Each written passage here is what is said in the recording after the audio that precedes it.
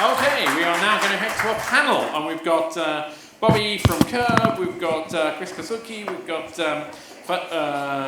Fernando, we've got Erik, we've got Miikka, we've got Danielle, we've got a whole bunch of amazing people coming up on stage. Thank you very much, everyone, for coming along. We're going to be talking about the purpose of publishers, should they even exist, and how to make the most of them. We'll probably have a biased opinion on whether they should exist or not. There's a bunch of publishers, but today we've got like a really interesting mix of different types of publishers, so you'll hopefully be able to hear something interesting, like varied, rather than all of us agreeing with each other and doing the same thing. Or maybe we do all do the same thing, who knows. But can you guys, maybe we can just go down and talk about and introduce ourselves, who you are, what your role is, what your company focuses on. So my name is Christopher Kassulke. I'm the CEO and co-founder of HandyGames. We are the oldest mobile game developer still alive, and we transferred from pure mobile game developer and publisher to cross-platform publisher. So we publish all kind of small to mid-size projects from small to mid-size developers. And we still have a lot of own developers, but we realized we have a higher demand out there. So we distribute games around the world on mobile, on PC, on console, on streaming, whatever. Nowadays, you're developing a game and you can really release a title around the globe. But the only thing that changed is we are coming from the premium. We want to free-to-play games, totally ad-funded games, back to premium. So what we do is really pure premium games. So we have a lot of different guys here still doing other stuff. I'm happy that I'm on the mobile game side, even in premium, so that's quite unique. And we were bought by THQ Nordic, which is now part of the Embracer Group. So back in the days when we were 18 years long, own developer, self-publishing, now we are still self-publishing, plus publishing more, together with a huge company behind. So I think everyone knows who the Embracer Group is. Quite funny, I can tell you. Awesome. All right. I'm Daniel Helmhold. I'm the VP of Growth and Head of Marketing at Big Fish Games. Big Fish has been around for a long time. We've been making games for over 20 years, lived a lot of different lives, and in our current orientation, our focus is on free-to-play mobile games.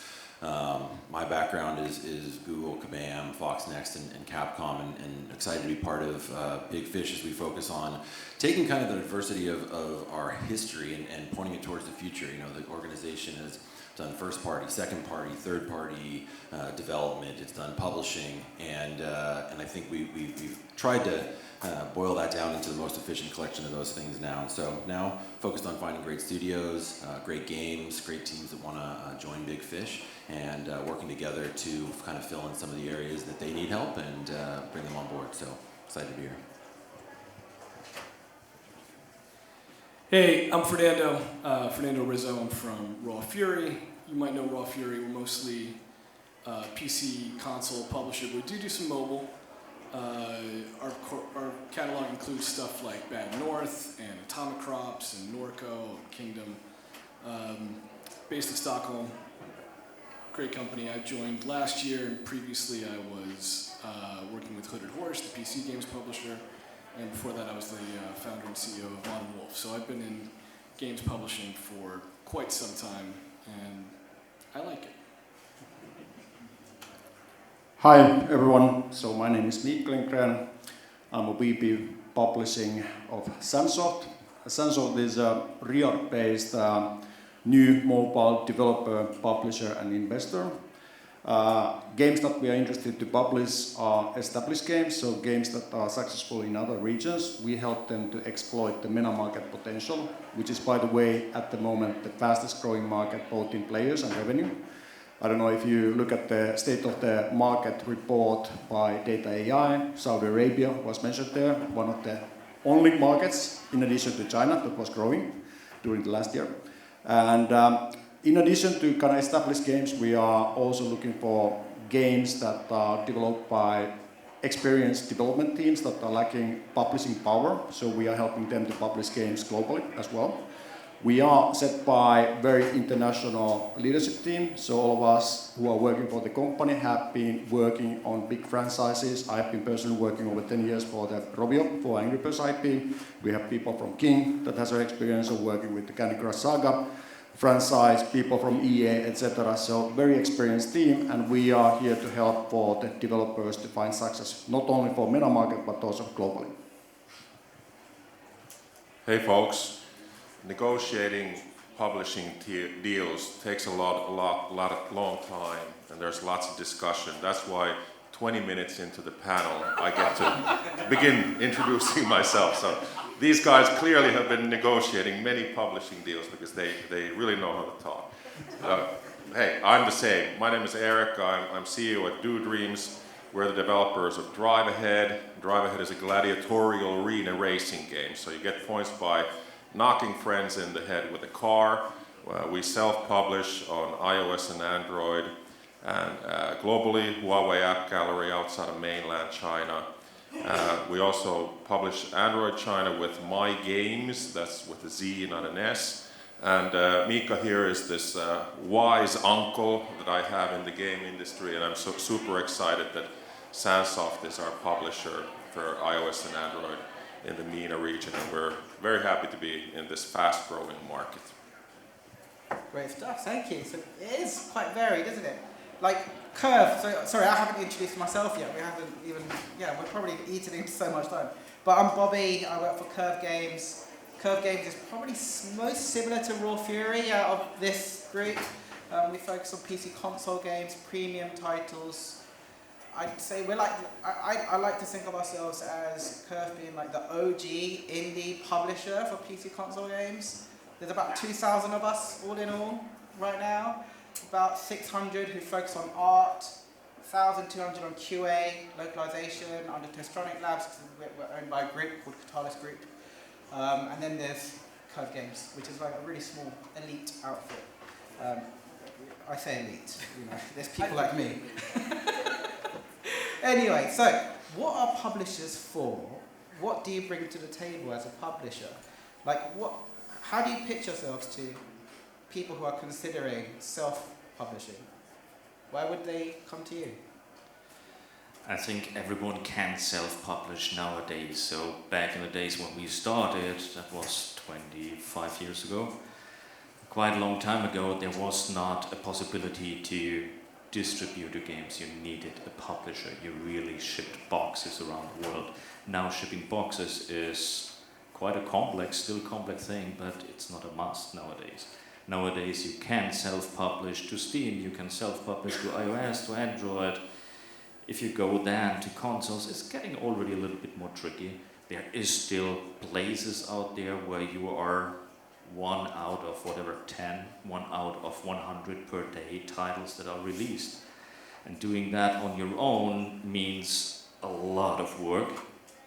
We are shipping enough titles over the last decade, so we know what we are talking about. And nowadays you need to really concentrate on a cross-platform release. So simultaneous release plus then also box is really Champions League, I can tell you. So for example, Endling, one of the last titles that we released, were shipped on the same day on every platform. So really from console, PC, and even streaming on one day, plus really globally in Japan, in US was a Nintendo Switch version, PlayStation version, Xbox version. That's Champions League, but this is exactly what you need nowadays. It's like if you ship a game, the eyeballs are exactly on the one single day. If you want to get a lot of eyeballs, that's exactly what you need to do, and that's what publishers are used to. If you ship a game every 2 or 3 years, if you're fast, then everything is new, everything changed. So the lessons that you learned over the last decades is like change is there all the time. So if you're a developer, released a title 6 years ago, everything is different. So working with someone who understands what marketing means in games, what distribution means, and a game is there for a long time. So we are not in hyper-casual business where after 1 month you don't remember what game you played for. We always sell stories at the end of the day together with the developer. So developers need to understand that a publisher is there together with you. It's not against each other. I know some questions that you prepared. It was like, that is from the very old days. It's like, there's a developer, there's a publisher, do what we say. That's a long time ago. If you take developer seriously, the developer takes you as a publisher seriously. It's a partnership on a specific project or on time. And our times when we sign a deal with developers, it's over decades. Because a game is sold nowadays, not in 1 year, we had it before. Who has an app that is 10 years old? For us, that's normal. We make still revenues from titles that we released 15 or 20 years ago. So it's a never-ending story. And you need to understand that a developer can make a shitload of money on the long run. It's always on the indie game space, it's not a sprint, it's a marathon that you're going with us. Releasing a game is one, really taking care about a game is a long run. So normally choose wisely with whom you're working. It's quite open out there what every single publisher is doing, what kind of titles they are looking for, and check out what they can come up with on the table. Most of the indie developers, in my opinion, they are looking for money. That's the first thing, to get the game not only on the runway, but really start it up there. That's the most important thing. And really it's about, you only have one game, a publisher has several games, so combining them brings you again more power. And then again, it's still cool, honestly, as a developer, to hold your game in a package. It will not make you rich, but it's still your baby and you can grab it. If you only release it on Steam, it's like, yeah, it's there, but you still cannot grab it. It's different. Well, I mean, it's hard to be good at everything. So recognize what you're good at and what you're bad at. And find somebody that's complementary to what you want. And the complements you need for your organization are going to be different based on who you are. And so I very well may not be the right publisher for you. You need to find out who can fill in those areas that you aren't good at or that you don't want to touch with a 10-foot pole, because there's a lot of things about making mobile games you might not like, and that's okay. That's why you need great partners. We look to be great complements to folks who are great at making games, but maybe they don't have a large data science organization that has a subset of that that's specifically focused on marketing. They might not know how to model out LTVs on UA to try and scale to multi-million-dollar a month investment, and they might not be interested in doing that. So our goal is to find people where we can add value and together create a greater success of a hit together than either of us could have done alone. And by making games while also publishing games, we believe it gives us a bit of insight into what it really means and the challenges of being a developer, so that we can empathize and connect authentically with the games and the teams that we're publishing. We can keep going. I don't know. Or if you feel like it's all been covered already, we can move on. Yeah, I mean, just to give some color for the PC standpoint, like there's 250 games a week on Steam these days. It's an enormously competitive landscape. So if you don't have somebody completely dedicated to marketing who really knows what they're doing, right? Not like smart intern that you think might be good at marketing. It's worthwhile having a publisher. I'll just leave it at that. Okay, well, from our perspective, we have like two value propositions. So I said that when these are established games, usually these companies are focusing for tier one market, and they omit the markets of kind of MENA for the reason that it is very difficult market to operate, because first of all, it's Arabic localization. You have to flip your UI. Text is both read and written from right to left instead of left to right. So there's a tremendous amount of work that you need to make for game to be adapted for the local market, and that's where we can help for the established game companies. And considering the current market where we are living at the moment, where fundraising is quite difficult and finding resources for the UA scaling, we can support that for smaller developers to help them to find that success global market. And we are in a good position at the moment for the reason that the economy is growing in a MENA region, where maybe due to the energy crisis we are seeing market declining in the rest of the world. Anything to add, or should we move on? You good? All right. So getting into the meat of the discussion now, getting the most out of your publisher.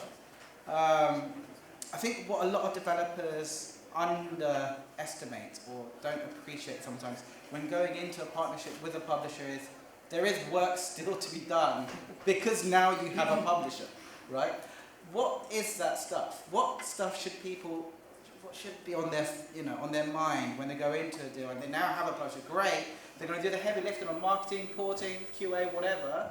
But what kind of stuff still is something that the developer has to do above and beyond making a great game?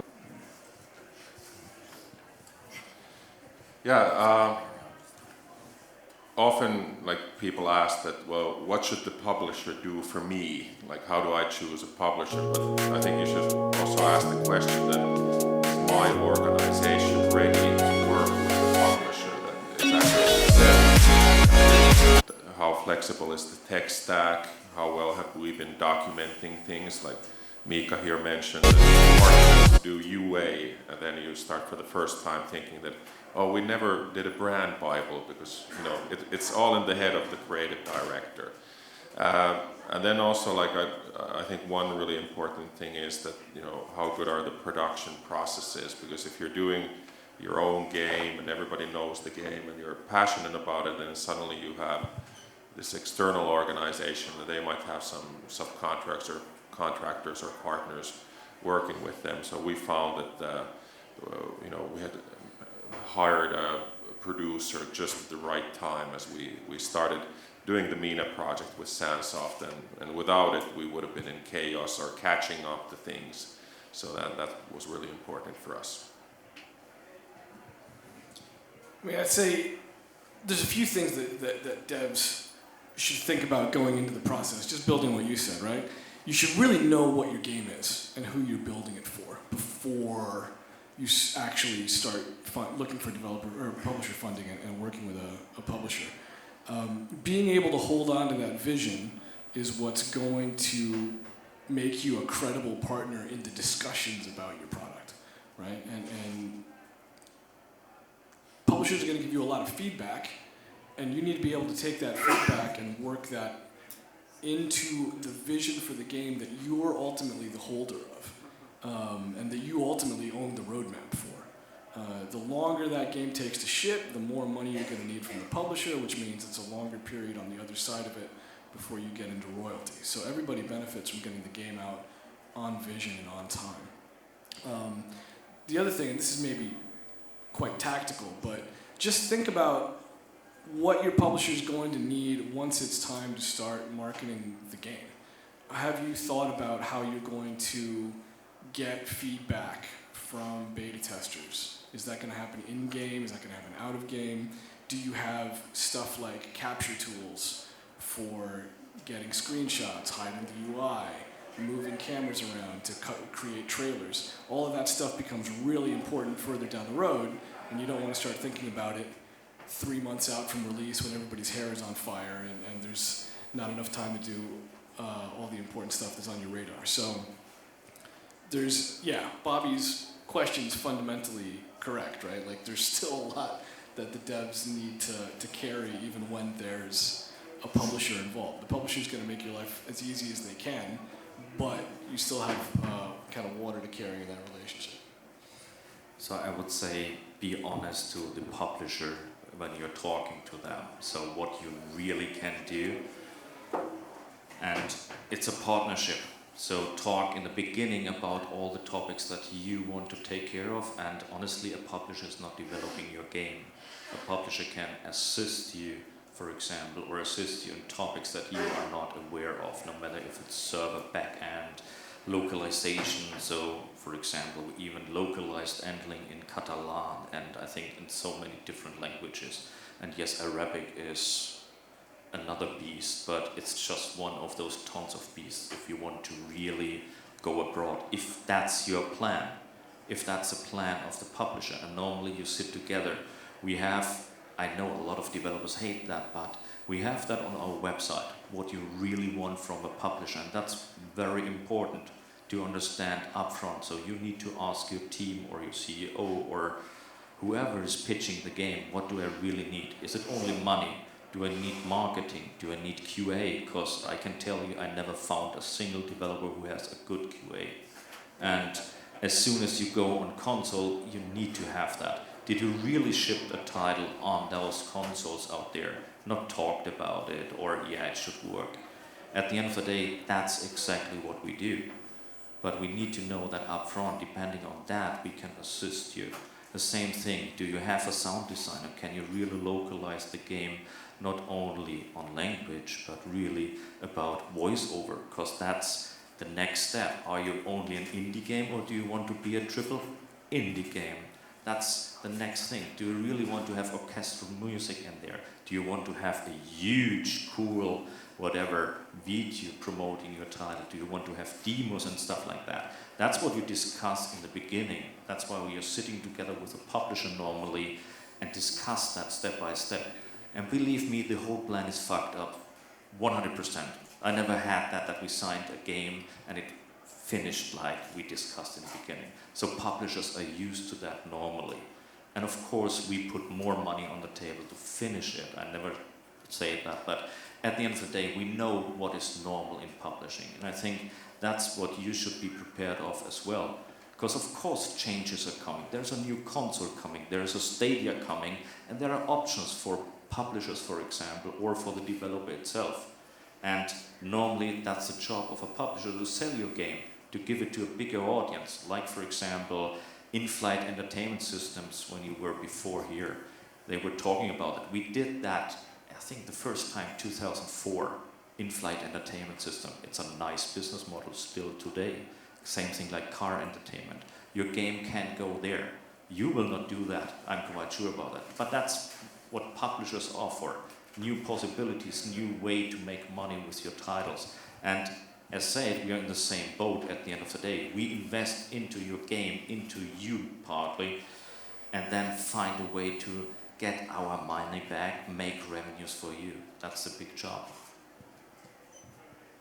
Yeah, I mean, I think you can back it up to why do you want a publisher? So there's two schools of thought. Either you want a bag of money, or you want a bag of money plus a bunch of tools that are to let you grow and scale your business. So let's say you want the full service area, so you want money and you want the tools. Well, then if you aren't able to pre-assess the tools that need to be integrated and recognize whether or not that's going to be possible, then you're never going to get those tools and you're never going to extract the value you actually wanted out of that publisher. So those are decisions that need to be made when you're assessing publishers and when you're just trying to decide if it even makes sense. Let's go to the other side. You want a big bag of money to scale your business and to invest in UA. Well, to allow for the scaled investment of UA, you need to be able to speak the same language as the organization that you're being published by. You need to recognize, you need to have shared metrics and shared means of assessing and measuring the success of your game. How do you calculate LTV? How do you calculate ROAS? What are we looking at in terms of payback period? What are all the criteria that we're going to put out there so that we can make sure we hit those milestones that get you more and more money to scale your game? And so if you are not integrating in a way that lets you continue to show the outside success of your game, it's going to be very difficult to get that scaled investment on the UA side, which is what both parties want. We both want to make your game freaking huge. Okay, to do that, let's talk the same language, with the same tech, the same reporting, and let's see how big we can make it together. So yeah, there's a lot of work to be done, right? Above and beyond making a game. Whether it be preparing debug modes for trailers or whatever, like integrating certain SDKs, who knows? It's just an endless amount of stuff to be done. But I think the key is making sure you're aware of what the plan is, talking, communicating, being honest, I think really helps. And with that, segue into the next one, with communication, what's going to happen is, no doubt there's going to be some disagreements, right? How should developers deal with disagreements with their publisher? Have you got like good examples of when there was like a disagreement, but you dealt with that conflict in a way that became everyone won in the end? If I can comment on that, so our experience is that it requires both party full transparency. So you set the expectations based on the numbers that what you see. You don't give any false expectations, and you work together. It takes two to tango. So it's not that publisher would be responsible for your product. You are responsible for your product. We are helping to grow your product. And this is a very important thing, that you build a relationship between the parties. You are as transparent as you can about what issues you might have on both sides, and you discuss and agree how to solve those and mitigate those risk points what you have. Yeah, I always feel that when people say that, hey, we both want to grow this game, they're really saying that I want you to do what I think is right. So I think like in order to not be in that situation, there should be this transparency on the performance and then a clear discussion of what's the expected goal. So I often I feel that conflict in these relationships arises when you maybe rush things a little bit and you know, like you talk on very broad terms that, hey, there's massive potential. Many of us have heard this, like, imagine if 1% of everybody in China will play this game. Yeah, so, you know, like, but there has to be a vision, there has to be a realistic target. So our game, our genre, our market, what's industry standard good, and do we have like this clear understanding together that this is how we're going to work towards that. I also would like to maybe emphasize this long-term thinking that in addition to understanding a good target, that you both parties commit to doing something to getting there, so that, you know, like if initial results aren't good, then like, you know that, hey, we're working on this on the long term. It doesn't have to be forever, but we give this like a good enough run to see if we can succeed in the market. I would say it's like a partnership at the end of the day. So if my wife would tell me that's how it should work, we can discuss that, let's say it that way. And we find a way together. And that's the same thing with developers and publishers. It's like, as long as you're open and discuss that, and yes, a publisher normally ship more games than the developer itself. So there is some kind of experience. The thing is really like, we can teach a little bit of that experience to the developer, but there are some stuff that we cannot really teach them because they don't understand it. And it's the same thing. I have 4 kids. Every developer is like a kid. It's like you teach them, but he needs to put the hand on the stove. It's like, it's hot there, believe me. I don't believe you. Psst, okay, now you learned. And that's exactly how a game developer is working as well. It's like you should tell them, now you need to teach that. It's a long process, but it's a long-term partnership. If they understand it right, they can learn a lot. And it's a success for every developer alone to really ship a game. And that's what a lot of guys really misunderstand out there. Everything needs to be the hockey stick out there. There are tons of game developers that never release the game.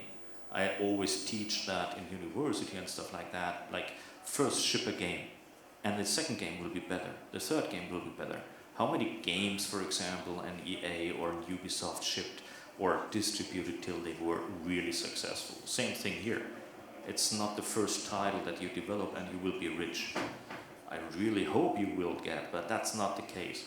So even if you have a publisher, there's still a chance that your game is not working. And it can be the best game. Our target is always about aiming for an 8 out of 10. That's the minimum that we should all target, and that should be very clear to the developer. I don't need a 4 out of 10. That's not what we're targeting. And I think the expectations should be really clear on both sides, and then we can achieve together quite successfully what we can do. Yeah, I think setting expectations early on, I think is key, because then you know what you're in for, and as long as reality and expectation meet, people are happy, generally speaking, right? Okay. At Curve, by the way, we did quite a lot of, we've got a lot of process in place to try and avoid the disagreements happening in the first place. And it's probably like a whole hour session to just talk about that, so I'll skip it for now. But yeah, it's key. How do you deal with conflict, right? Especially when it's such a subjective world that we live in. Right. Because the thing is, a lot of developers do ask for funding. It's the number one thing, we want funding. And the other thing developers often ask for is marketing capability, or PR, or influencer, community building. How do people make the most out of that from working with you guys? How would they make the most out of your capability to market the game, whether that be in a specific region or globally? What should they keep in mind? I mean, there's a few different ways to approach that. I think a lot of folks would start to think about, like, how do you work with the marketing team, but it should start a lot earlier than that, right? Like, a good publisher will have experienced producers, salespeople that understand market trends, right? That have shipped, hopefully, a lot of games in the genre that you're working in, that will probably have a lot of advice on how to make your product more commercially appealing. The best marketer in the world is not going to ship too many units of a game that doesn't look good on the shelf, so to speak. So talk to and listen to the folks at your publisher that have those sorts of insights and incorporate them into your game where they match your vision for it. It really is a partnership, and there really is usually a lot of expertise at the publisher you're working with. Certainly at Raw Fury, like, we've shipped 25 games at this point, and we're pretty experienced at shipping games in certain genres, and we have a lot of folks that have been part of a lot of hit titles. They're worth listening to, and their insights and their gut feelings are usually pretty spot on. So definitely work with marketing, but there's more to it than that. Think about how your product fits into the marketplace, who you're making it for, what those people want. Yeah, I think that's a great insight, and I would kind of double down on that, right? If we look at the current ability to acquire users, it's becoming more and more challenging, more and more privacy regulation, ATT, there's a lot of challenges to going out and finding users. The importance of creative and positioning and ensuring that the marketability of your game is strong is more important than it's ever been in mobile free-to-play. What does that mean? Well, it's much easier to change things earlier on in development than it is try and slap a new character on, and I mean, certainly changing an art style, like, these things are massive overhauls. And so the question is, can you connect with a publisher early enough, and can you be open-minded enough to having a data-driven discussion about what is marketable about your game, such that you can recognize these are the things that are core to my game and they're not changing, but I'm going to be open-minded to these pieces if it shows that the market could be more receptive to my product if I make these changes. And marketers and product people have been struggling to have a version of this conversation for as long as product and marketing has been happening.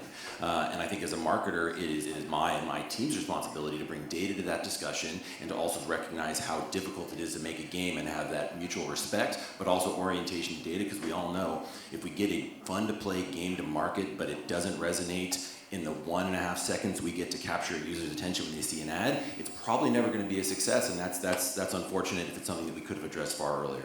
So I think that's half of it, and the other half is just recognizing that UA is incredibly challenging both on the technical side and the modeling side for actually allocating funds, and it takes a deep discussion and an open one to say, we want to scale investment, these are the milestones, if we hit these numbers, we unlock more budget. This is how we grow together. Don't wait for those conversations to happen until later. Let's have the hard conversations early. Let's get things baked into the contract so there's no ambiguity, so that when we're operating together, we spend less time quoting the contract and more time talking about how we optimize the game and its marketing. Man, you dropped the mic. I so agree with what you just said. Talk early. It's so important to talk about this stuff early. So I think one of the big topics is also check out the publisher who you're talking to. So there are you only have one producer. For example, we have 2 producers, because if there is anything, one is on vacation, on an event, you don't get information. We have 2. We have a lead tester on that. We have own marketing guys for that, and you will get introduced to every one of them, and you have some kind of guys within our organization who is some kind of educating everyone about the game, so that we can do early on the information. When should we go show it on some kind of events? Should it be on the Steam Fest now, or better a little bit later, and stuff like that? So it's really everyone within such a huge organization of a publisher should know about the title. It's really important. And also then it's easy to discuss, because I cannot tell you anything about QA. I have experts for that. I can tell you a lot about how to sell the things, but not about how to sign it. So that's why I'm forbidden to sign and check out new titles, because that's not my job. So be sure that if you talk to one, he's not the guy who signed the deal, who discussed with you everything, who's doing the QA, who's doing the marketing. There should be a whole team behind that, because that's what you're buying into. It's about, I cannot be the expert in every field. You told it in the beginning, that's exactly that. But we have all those, and that's really important. That's why you should check out the publishers, really. Yeah, so like at Curve, what we do is after your game is signed, we do what's called an integration meeting, and you meet with all the people that are going to be working on your game, including marketeers, business developers, like all the key disciplines and functions that we have within our publishing team. So then you start talking about the marketing plan from day one. You start devising it together. And if you're interested and if you're curious, you can be part of the vendor selection process of which PR companies we might work with or whatever. So the level of involvement depends on each partnership and how much bandwidth there is and interest there is from the studio that we're working with for that partnership. But generally speaking, I think having a curiosity as a trait is good as a behavior. Ask questions, talk about stuff early, make sure you set that expectation early so then you can maximize opportunity later on so you're fully prepared to take the opportunity on. Right, next question then is, we've got 4 minutes left. Oh my god, shall we go to Q&A from the audience in case there's any questions? You guys can do like an AMA sort of thing. Does anyone have any questions? Well, we're that good. Oh yeah, you're obviously got it all covered. One of the things I'm kind of intrigued by, because I mean, we're telling people. Oh, there's a question. Oh, okay. I don't get to get my question in. Darn. Thank you for the panel, by the way. What are the red flags you guys see in a developer that sometimes are a deal breaker? If you don't mind sharing. For me, one of the things is really business model. So we don't like free-to-play, we don't like hyper-casual and stuff like that. We don't like betting, no Web3 and stuff like that. What is really one of the big issues is who is behind there, who is really the team. And if you're not working 100% on your game, that's a no-go for us. You need to be dedicated to the game and you need to pitch the game, because you need to pitch the game to the press at the end of the day. We can make the introduction, we can make everything, but it's about you, the developer. So that's it. If you are really very shy, we can take over that, but it's way easier if the developer is talking about the game as well. And we need a story to tell. No matter if it's the story over the game, the story over the studio, or the developers behind that. That's the most important thing. Oh, very quickly, number one red flag is reluctance to be a free-to-play company. Doing free-to-play reluctantly. You have to be all in on free-to-play if you're going to make a great free-to-play game. I mean, similarly to that, in the premium space, like, know your genre. Like, I shouldn't know anything about your genre that you don't. You should have played everything that's broadly competitive to your game, and you should have an encyclopedic knowledge of it. Because you're going to be the subject matter expert on your game, right? So that means knowing your competitors too. From our point of view, is that kind of unrealistic expectations what the team has for the game. The market will tell, the numbers will speak for themselves. So we trust on the numbers more than what we see on the perhaps on the slide deck. I can also echo that there's no way that you can publish distressed assets. So there needs to be a team behind the game, because it is literally it's a symbiotic relationship that you are building. So both parties will be benefiting out of that if they have vested interest on it. Well, I'm not a publisher, but I'll say something anyway. So we're a developer. But I just want to say that in 1950s, Peter Drucker, the father of management, wrote that marketing, the purpose of marketing is to create and maintain a customer relationship. And I think that's the common ground with the game developers. And when you have these conversations, just try to gauge that, what is the feeling here? That is this a partner that's going to help us and challenge us and we can work together on the long term to really grow and scale the game in the market. Is there one more question, Oscar? Or? Yes, I think we'll take one more because we're still waiting for Alex from Voodoo to arrive. So hopefully he'll be here soon. I will ask. Hello. Is it better to make a game on cross-platform than just on mobile or just on Steam or just on Switch or whatever? And if so, does it help get it selected by publishers? And then if it does get selected, does it get a bigger team or does it get different presence within the teams on a publisher side? So cross-platform. I would just really quickly say, whenever you're developing a game, decide how many things you want to try and do for the first time. So if you can simplify some things and get really good at one thing, so yes, it's nice to have all those things, but that might be more than you want to take on. Yeah, the really crappy answer that you're going to hate is it depends.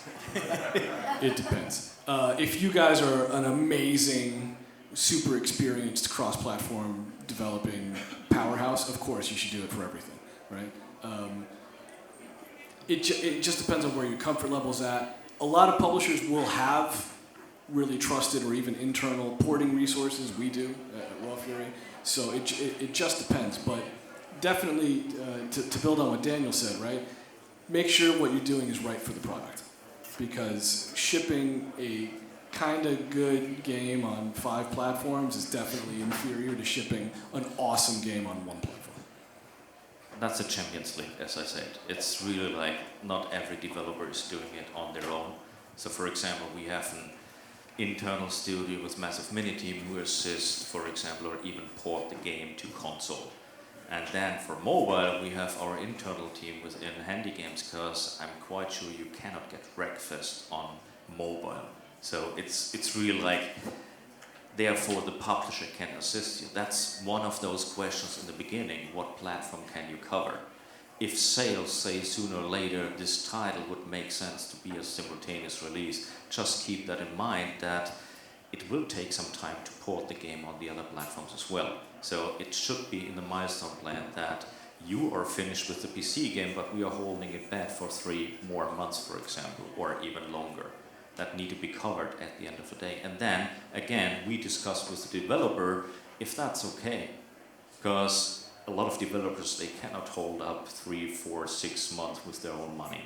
Some others having not an issue with that. But at the end of the day, it really depends. My personal opinion, yes, do cross-platform, because you only have one chance to get a lot of eyeballs on day 1. And yes, it sounds good to release only on PC. I can tell you, on the budget side, it means normally release on PC and console first, mobile later, because our mobile games are normally paid around $9.99 up to $20. We as HandyGames didn't realize any game that's higher, and we are already crazy on the upper side there. But if you release the same game with the same content for $40, for example, on console, it's a difference of $20. How do you explain that to the consumer? That's why we release normally the mobile version later on. But that's, again, that's a discussion you should have as a developer with the publisher, what makes sense. Because not everything makes sense in the beginning. If we can explain it, then yes. Great. Thank you very much. Unfortunately, we're going to have to end it there. Thank you very much, guys. There's so many things I'd love to talk about, but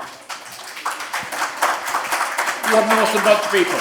I mean, I think, frankly, we've got everybody who would want to be talked to about publishing there is. The question I was going to ask is, do they tell developers what the marketing budget is? Sadly, I didn't get a chance to ask that.